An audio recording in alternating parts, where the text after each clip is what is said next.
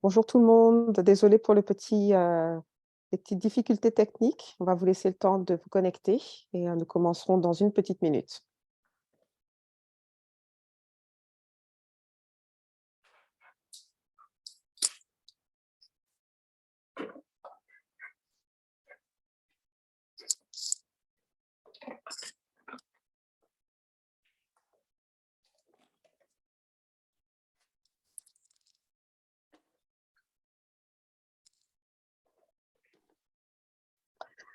Alors bonjour à toutes et bonjour à tous. Encore une fois, désolé pour les petits soucis techniques, mais nous sommes bien là. Donc, je m'appelle Sabine Soumaré, je suis la directrice générale du portail de connaissances pour les femmes en entrepreneuriat. Je suis ravie que vous puissiez participer à ce webinaire aujourd'hui.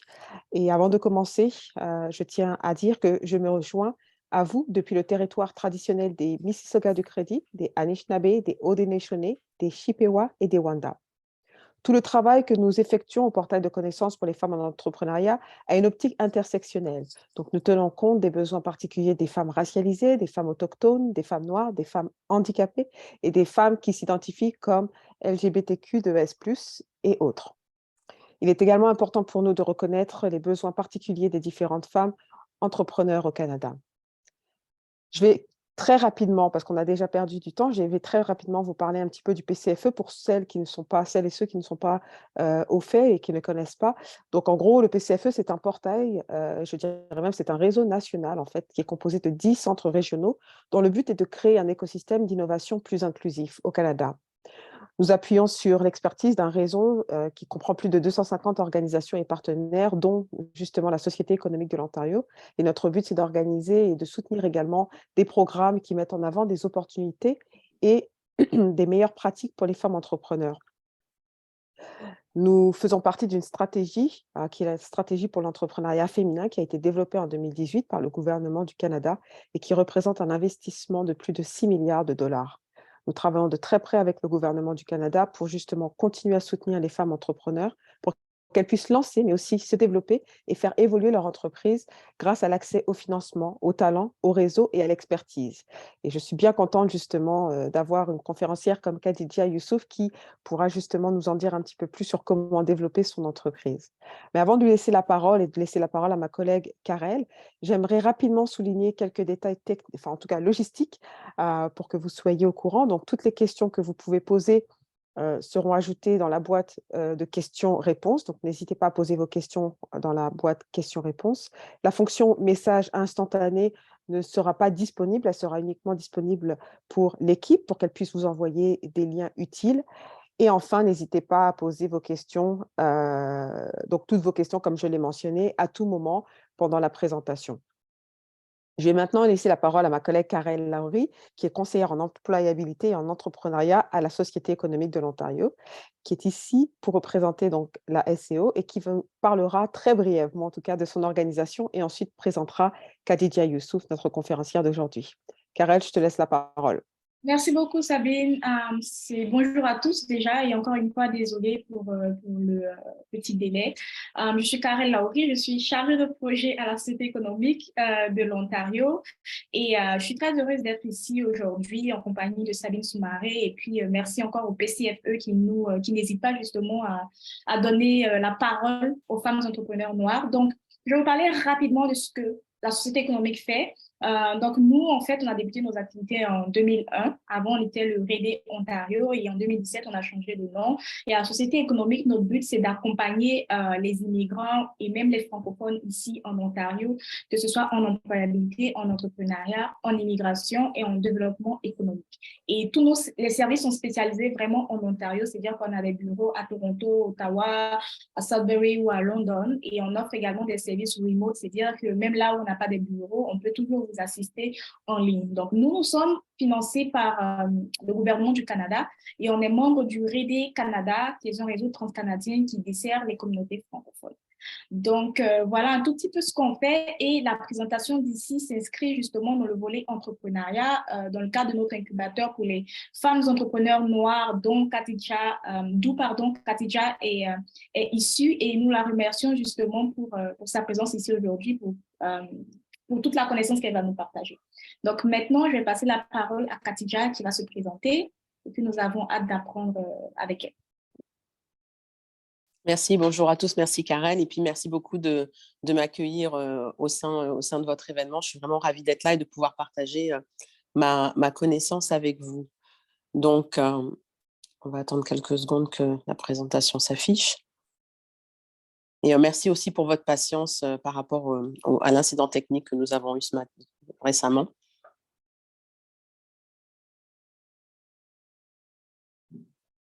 Merci Karel. Donc, aujourd'hui, je vais vous parler du sujet comment faire grandir son entreprise plus rapidement.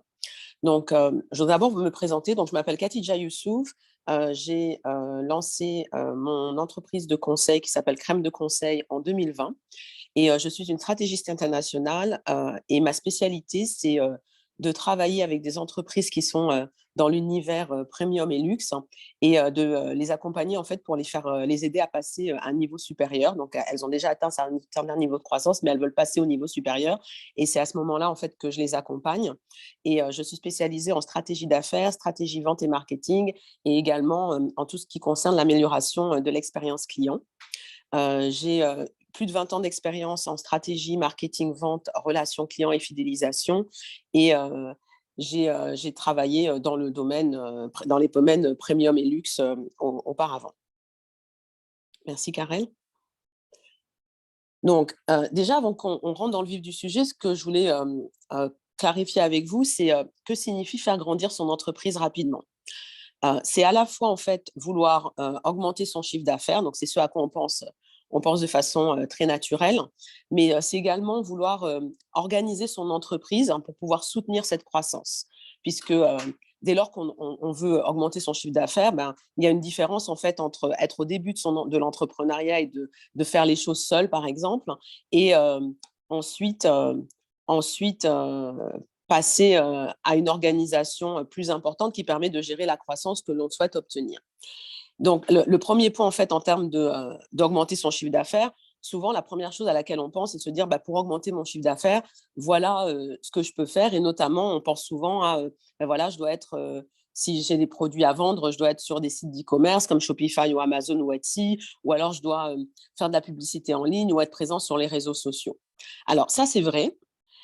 Mais ce que je voulais vraiment plus discuter aujourd'hui avec vous, et je vous encourage vraiment à faire ce genre de choses, à être sur les réseaux sociaux. Mais ce que je voulais déjà discuter avec vous, c'est d'autres choses qui peuvent aussi vous permettre de développer et de faire grandir plus rapidement votre entreprise. Et donc, une première question que je voulais vous poser et à laquelle vous pouvez répondre soit dans le chat ou pour vous-même, c'est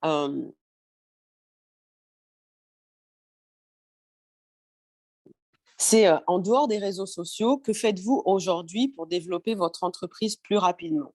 Et ça, c'est peut-être quelque chose auquel vous pourrez réfléchir en dehors de ce webinaire, mais vraiment vous poser la question de aujourd'hui, je travaille sur mes réseaux sociaux, mais en dehors de ça, qu'est-ce que je fais d'autre?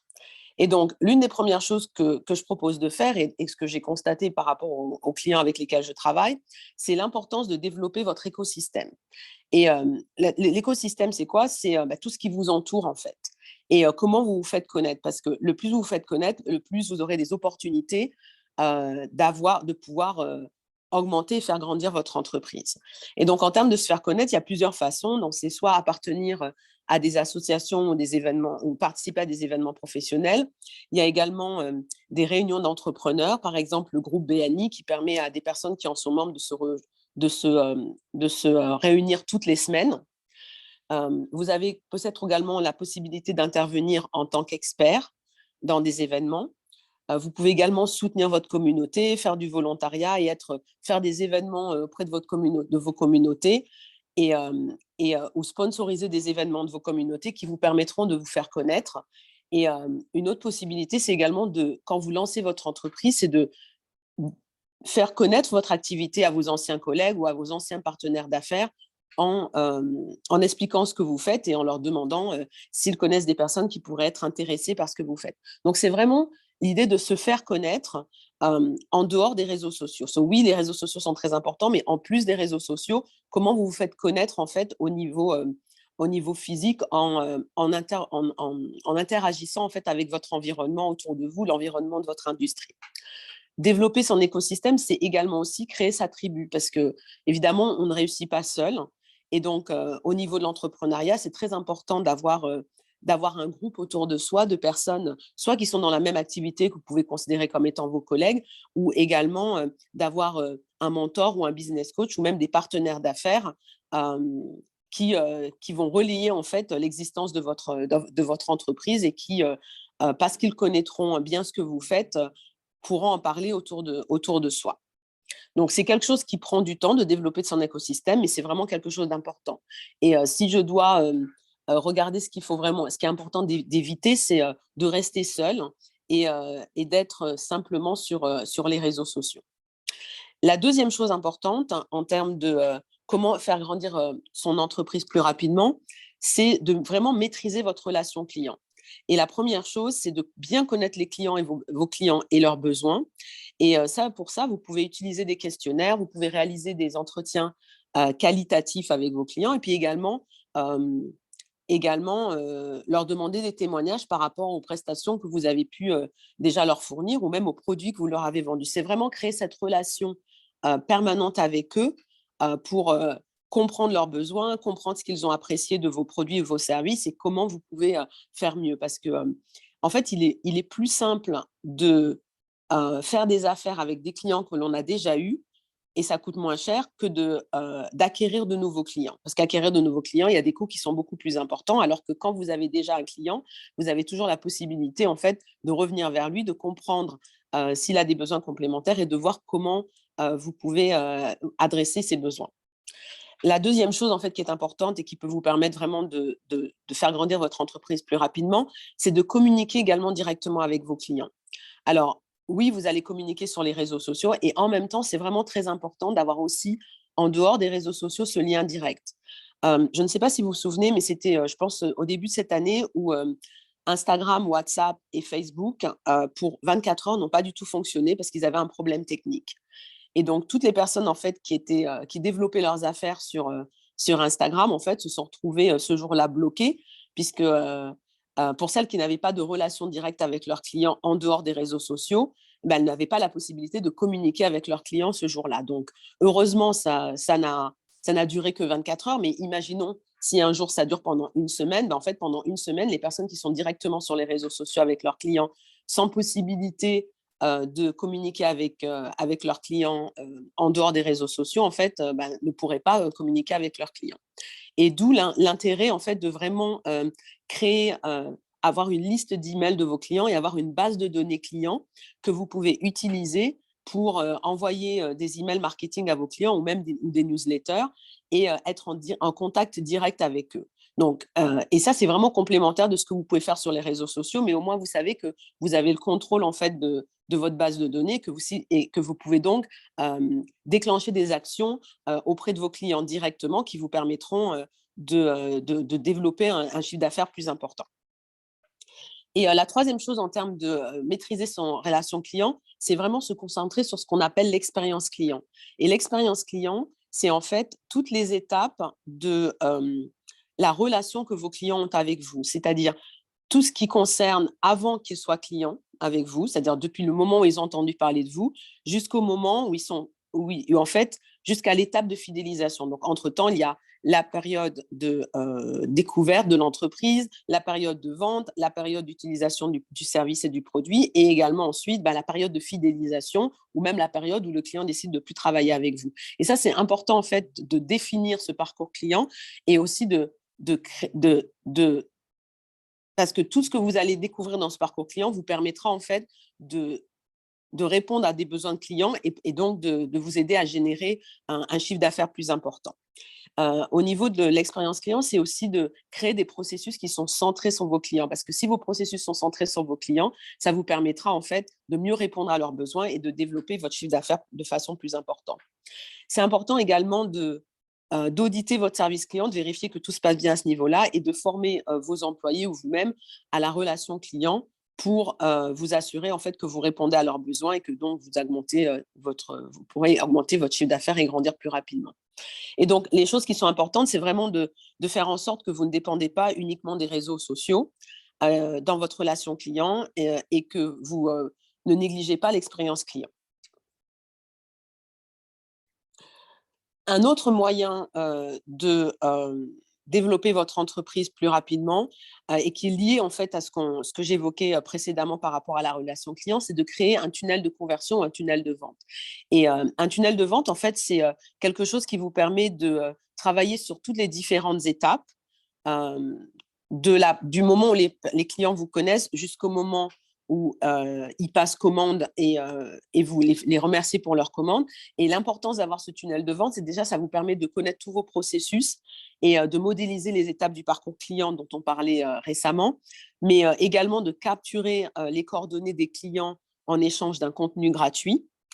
Et ça vous permet aussi d'optimiser chaque étape pour augmenter la performance de votre relation avec vos clients et donc la performance de votre lien avec eux et de ce que vous leur proposez.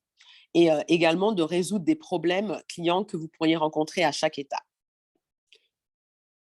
Donc ça, c'est ce qui concerne la partie comment augmenter votre chiffre d'affaires, comment augmenter votre visibilité client. Maintenant, si on regarde tout ce qui concerne l'organisation de votre entreprise pour améliorer votre performance et donc augmenter votre chiffre d'affaires comme une conséquence, il y a aussi plusieurs éléments que vous pouvez mettre en place qui vont concourir en fait à vous permettre de faire grandir votre entreprise plus rapidement. Et donc, une autre question que j'aimerais vous poser à laquelle vous pouvez réfléchir, c'est que par rapport à votre organisation aujourd'hui, si demain votre entreprise génère 10 fois plus de chiffre d'affaires parce qu'elle a 10 fois plus d'activités en fait, parce que tout d'un coup, vous êtes devenu beaucoup plus connu et qu'il y a beaucoup plus d'intérêt pour vos produits ou pour vos services et donc tout d'un coup, vous avez la possibilité de faire 10 fois plus de chiffre d'affaires, est-ce que votre entreprise est organisée à ce jour pour vous permettre de gérer cette croissance? Et donc, pour vous permettre d'être organisé, il y a plusieurs choses que vous pouvez mettre en place. Donc, la première chose, c'est revenir en fait à pourquoi vous avez créé votre entreprise et clarifier vos valeurs et clarifier vos objectifs. Parce que ça, c'est vraiment ce qui va vous permettre en fait de commencer votre organisation. Revenir sur vos valeurs, revenir sur vos objectifs, clarifier qu'en fait, ce que vous faites aujourd'hui, ça correspond aux objectifs que vous vous êtes fixés, ça correspond aux valeurs que vous voulez véhiculer et que vous utilisez tous les jours et que vos process et vos systèmes en fait reflètent et vous souvenir de pourquoi vous avez lancé votre entreprise. Donc, pour vérifier que tout ça en fait est bien aligné dans votre organisation au quotidien. La deuxième chose en fait, c'est également de travailler sur vos procédures et vos systèmes et de les créer parce que quand on commence une entreprise seule, et ben en fait, on fait tout soi-même, souvent, la plupart du temps. Et du coup, en fait, on n'écrit pas nos systèmes, on n'écrit pas nos processus, on a tout dans nos têtes et on fait tout soi-même.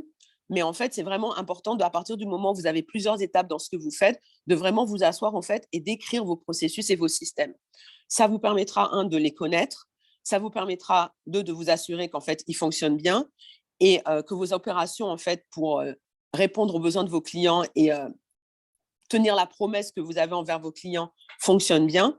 Et puis également, le fait de les écrire et d'avoir ces systèmes en place, en fait, ça vous permet de vous préparer en fait à déléguer ce qu'aujourd'hui vous faites vous-même pour que vous puissiez, le jour où votre entreprise grandit et que vous voulez avoir plus de chiffre d'affaires, savoir que vous êtes prêt à vraiment soutenir cette croissance et que vous êtes prêt à mettre votre entreprise à l'échelle pour soutenir la croissance qui apparaît qui peut apparaître de façon soudaine par rapport à toutes les actions externes que vous aurez mises en place, ou alors qui apparaissent au fil de l'eau par rapport à votre activité.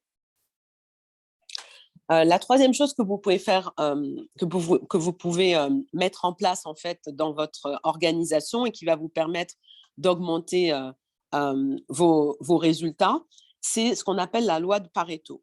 Donc, la loi de Pareto, c'est une loi qui dit que 20% des efforts génèrent en général 80% des résultats et 80% du chiffre d'affaires. Donc, en fait, là, ce qui est important, en fait, c'est de regarder dans votre organisation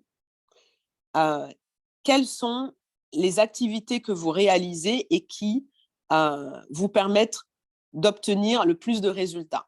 Celles qui génèrent le plus de chiffre d'affaires, celles qui génèrent le plus de satisfaction client. C'est vraiment vous asseoir et regarder en fait quelles sont ces activités et qui va vous permettre de vraiment vous concentrer sur ces activités-là qui génèrent le plus de résultats dans ce que vous faites et donc de chiffre d'affaires, en fait. Parce que parfois, en fait, on met en place, on fait des choses dans notre quotidien par rapport à notre activité, mais si vraiment on regarde dans le détail, on se rend compte qu'il y a des activités qu'on réalise qui, en fait, ne sont pas les activités qui nous génèrent le plus de chiffre d'affaires et le plus de résultats et qui donc ne sont pas les activités qui concourent le plus à faire grandir votre entreprise. Donc, si vous vous asseyez, vous avez cet exercice, vous constaterez certainement qu'il y a des choses en fait que vous pouvez éliminer et d'autres activités sur lesquelles vous pouvez vraiment vous concentrer parce que c'est celles en fait qui génèrent le plus de résultats dans votre chiffre d'affaires. Et donc, ensuite, vous pouvez vous concentrer sur cette activité.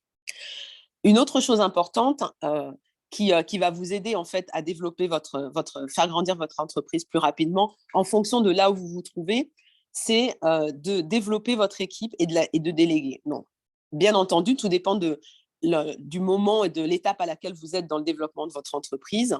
Mais c'est important à un moment quand votre entreprise grandit et commence à grandir ou que vous avez des grands objectifs pour vos entreprises, de commencer à penser à quelles sont les tâches que vous devriez déléguer dans le futur ou déléguer tout de suite et à qui vous voulez les déléguer.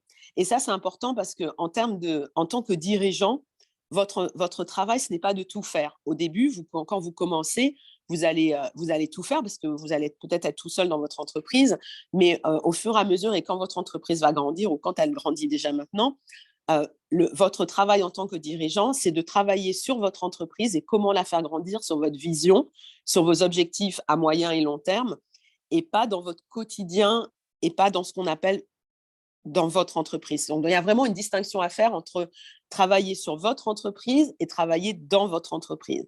Et donc, à un moment, il est important de vous organiser pour pouvoir développer votre équipe et pouvoir déléguer. Et en fait, préparer idéalement l'entreprise à fonctionner sans vous au quotidien. Ça ne veut pas dire que vous ne serez plus là, ça veut simplement dire que vous assurez votre position de dirigeant et que vous aurez une équipe fiable à laquelle vous faites confiance et qui pourra gérer le quotidien de l'entreprise pendant que vous travaillez sur les enjeux stratégiques et la vision à moyen et long terme. Et aussi que vous vous focalisez sur comment aussi aller chercher des résultats complémentaires. Donc, si on doit résumer en fait tout ce que je vous ai dit sur quels sont les outils que vous pouvez mettre en place pour faire grandir votre entreprise plus rapidement, en dehors de ce que vous avez déjà par rapport à vos réseaux sociaux. Donc, la première chose, c'est, je le rappelle, développer votre écosystème et donc vous entourer déjà, vous faire connaître et puis aussi vous entourer d'un groupe de personnes en fait qui vont vous aider à développer votre entreprise, qui vont relayer l'existence de votre entreprise, qui vont vous aider à grandir en tant que dirigeant et vous mentorer pour vous aider à développer vos entreprises de façon plus importante. La deuxième chose, c'était vraiment prendre soin de vos clients et de leur expérience et vraiment maîtriser la relation avec vos clients pour vous assurer que vous les connaissez, vous connaissez leurs besoins et que vous pouvez leur proposer des services complémentaires à ce que vous proposez déjà et qui vont être des sources de revenus complémentaires pour vos entreprises. Et donc, par ailleurs, créer le tunnel de vente qui vous permettra aussi de maîtriser en fait vous maîtrisez en fait vos relations avec vos clients et toutes les étapes de la relation avec eux. Ensuite, concentrez vos efforts sur ce qui vous rapporte le plus, ce qui concourt le plus au développement de votre entreprise. Créer des processus et déléguer ce qui peut être délégué à vos équipes quand vous en aurez ou même si c'est le cas actuellement. Et restez bien concentrés sur vos objectifs et vos valeurs qui vont concourir à développer votre entreprise. Donc, voilà ce que je souhaitais partager avec vous. Donc, je voulais vous remercier pour votre attention et puis vous demander si vous avez des questions auxquelles je pourrais répondre. Merci beaucoup, Khadija. Alors, il y a déjà une question. Je peux la lire ou si tu la vois, mais juste pour m'assurer que tout le monde voit la question. Est-ce qu'il serait possible d'avoir le PowerPoint à la fin de la formation? Oui. Parce qu'en effet, c'était une présentation vraiment, vraiment très riche, avec de très bons points. Donc, oui, on la partagera à la fin donc, de la session à tout le monde. N'hésitez pas à poser vos questions, s'il vous plaît, également. Profitons de la présence de Khadija.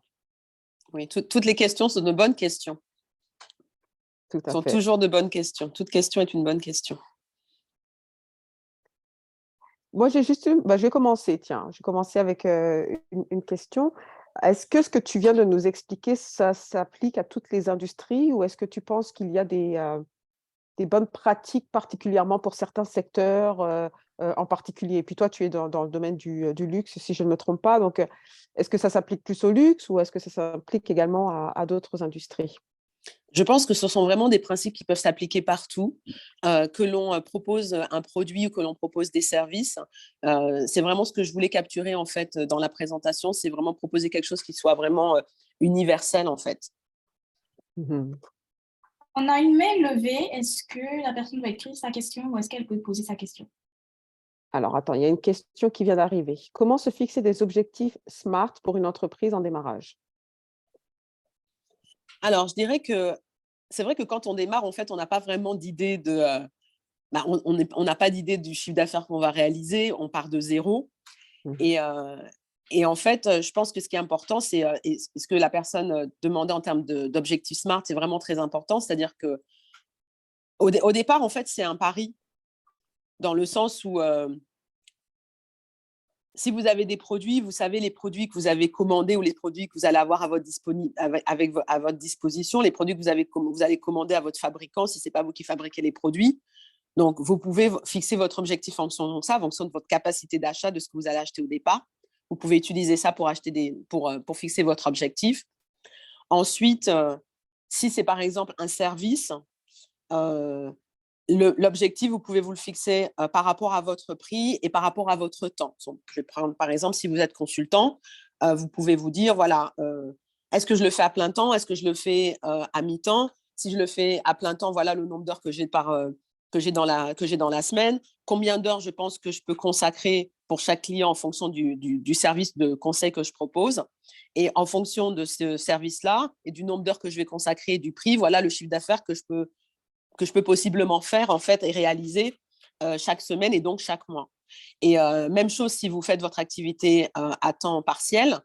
Si vous avez une activité de salarié et que vous pouvez consacrer 10 heures par semaine à votre activité de consultant à mi-temps, eh ben, 10 heures par semaine multiplié par le nombre d'heures, par le prix que vous proposez, là, ça vous donnera le chiffre d'affaires que vous pouvez estimer. Alors, dans cet exemple-là, il faut aussi déduire de ces 10 heures, par exemple, le temps que vous allez consacrer à la prospection, le temps que vous allez consacrer à l'administratif et vraiment venir avec un chiffre qui vous semble réaliste. Et après, au fur et à mesure du moment, au fur et à mesure du temps que vous allez avoir des clients, vous allez pouvoir affiner vos objectifs. Mais au départ, c'est comme en anglais, quand on dit on fait des prévisions de vente ou un forecast, ben, au départ, on ne sait pas en fait, puisqu'on commence l'activité. Et une chose qui peut vous aider, c'est discuter avec des personnes qui ont fait la même chose que vous, mais qui sont plus avancées. Mhm. Un très bon point, ça. Et il y a une autre question. OK, donc quels sont les meilleurs moyens afin de rechercher des partenaires ou associés pour son entreprise? Donc, comment trouver des partenaires ou des associés? Alors ça, je dirais qu'en fait, c'est justement quand tout à l'heure on parlait de créer votre écosystème et vous faire connaître, c'est vraiment participer à des événements et rencontrer des personnes dans votre industrie ou dans des univers qui sont parallèles mais qui ont du sens en fait à créer il y aurait du sens à être partenaire avec ce type de personnes. Alors, je donne un exemple. Par exemple, si vous proposez des produits de beauté, ça pourrait avoir du sens d'être partenaire avec un salon de coiffure ou un salon d'esthétique. Et donc, si vous participez à des événements dans votre industrie, par exemple, je prends l'exemple de la beauté, si vous allez à des salons de l'univers de la beauté ou que vous faites partie d'une fédération des professionnels de la beauté, que vous allez dans leurs événements, là, vous avez peut-être plus de possibilités de rencontrer des personnes qui pourraient devenir vos partenaires. OK, merci. Il y a aussi, Amber, il y a une question qui vient au niveau des contacts. OK, parfait. Merci beaucoup, Karel. Donc ça, c'est bon. Autre question, pouvez-vous nous conseiller une méthode redoutable pour effectuer un diagnostic de son activité pour du coaching, par exemple? D'accord. Donc, là, j'aurais peut-être besoin d'avoir un peu plus de précision. Pouvez-vous nous conseiller une méthode redoutable pour effectuer un diagnostic? Donc, en fait, c'est plus diagnostiquer son activité et ensuite identifier peut-être les besoins. Et si la question n'est pas bien reformulée, Linda, n'hésitez pas à la clarifier. Mais moi, c'est comme ça que je la lis, en tout cas. C'est mieux, c'est comprendre et diagnostiquer son activité actuelle et puis voir peut-être ce qui manque et ce qu'il faut améliorer. Et puis, justement, avoir du coaching pour améliorer ce qui ne fonctionne pas. Son activité. D'accord. Donc, alors, il y a plusieurs choses. Il y a peut-être des choses déjà que vous pouvez faire vous-même, c'est-à-dire regardez votre parcours client. C'est-à-dire, à chaque étape, en fait, regardez votre parcours client. C'est-à-dire que vous commencez par... d'accord, donc, quand je vais prendre des exemples. Donc, donc, je suis un coach. Quand je m'adresse à mes clients, à mes prospects, comment je me présente au monde? Si j'étais à la place de mon prospect, est-ce que je comprends mon message? Ou alors, vous pouvez faire lire ce que vous faites à quelqu'un d'autre, par exemple, qui ne connaît pas du tout ce que vous faites et voir comment la personne comprend. Donc ça, c'est la partie communication, comment vous communiquez à l'extérieur. Donc ça, c'est la première partie du parcours client. Ensuite, quand vous faites votre premier appel client, quels sont les outils que vous utilisez? Quels sont les outils que vous utilisez? Comment vous présentez votre activité? Comment vous présentez votre entreprise? Comment vous abordez votre premier appel? Quels sont les mots que vous utilisez? Ensuite, une fois que votre client a dit oui et que vous commencez le travail, quels sont les documents que vous utilisez? Quels sont vos processus que vous utilisez? Alors, vous pouvez le faire vous-même. Vous pouvez demander à des personnes autour de vous, vous pouvez les interroger. Vous pouvez interroger aussi des clients que vous avez eu auparavant. S'ils ont des questions, s'il y a des choses en fait que vous pourriez améliorer. Donc ça vous permet déjà d'établir un diagnostic. L'autre chose, c'est que vous pouvez travailler avec un business coach pour que le business coach en fait audite en fait ce que vous faites et regarde en fait ce qui devrait être amélioré. Parce que c'est vrai que parfois quand on est dans son propre quotidien, c'est plus difficile en fait de voir ce qui fonctionne et ce qui fonctionne pas. Il y a des choses qui vont vous paraître évidentes, mais peut-être qu'il y a des choses dont peut-être que vous aurez besoin d'un œil extérieur en fait pour vous aider à travailler sur des points que vous n'avez peut-être pas vus vous-même. Linda semble dire que tu as bien répondu à la question, donc c'est parfait. On avait bien Merci compris Linda. sa question. Je ne vois pas d'autres questions, Khadija, et je sais que tu dois nous quitter bientôt. Alors, s'il n'y a pas d'autres questions, on va peut-être conclure la session d'aujourd'hui. Et juste un petit mot de clôture, mais avant tout pour remercier grandement Khadija pour cette belle présentation d'aujourd'hui, pour toutes ces informations très utiles qui pourront aider les femmes entrepreneurs qui sont parmi nous aujourd'hui. Et bien évidemment, nous vous enverrons la présentation, comme ça sera une sorte d'outil que vous pourrez garder lorsque vous en avez besoin. Je tiens également à remercier chaleureusement donc, la Société économique de l'Ontario et notre partenaire clé Karel Laori, ainsi que toute l'équipe qui est derrière donc, ces deux, en fait, parce que c'est le deuxième webinaire que nous avons organisé. Donc, merci à toute mon équipe du PCFE. Merci à vous qui êtes présents aujourd'hui et qui avez donc participé, posé des questions, mais qui surtout vous êtes connectés pour ce webinaire très intéressant.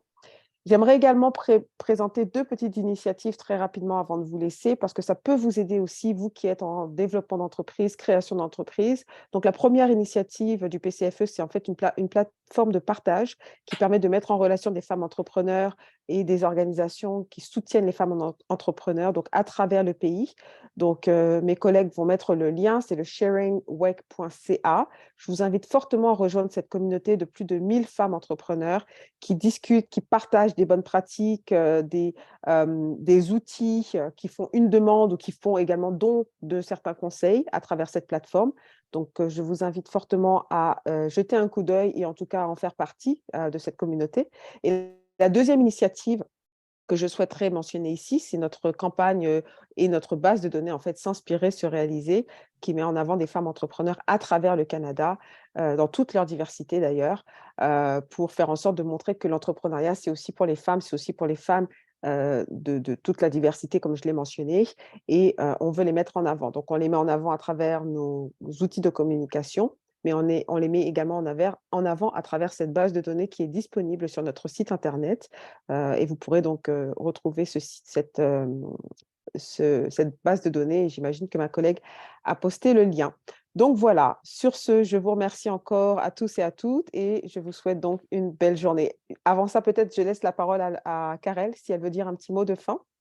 Oui, merci beaucoup Sabine. Moi, je veux juste te remercier et puis Khadija, merci énormément. Je vais profiter de cette aubaine pour parler de notre incubateur dont j'avais parlé brièvement au début. Donc, on a un incubateur à différents volets.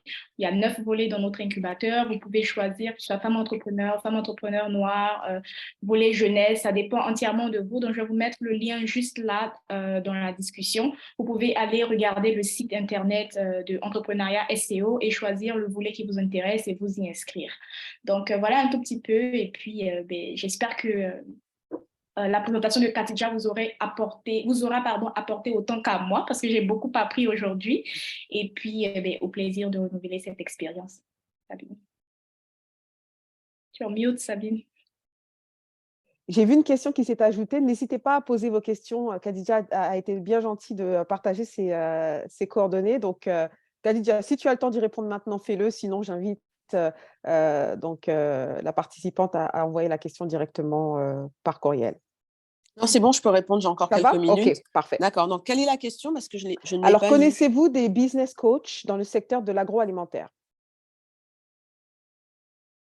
Pas particulièrement, mais je peux me renseigner.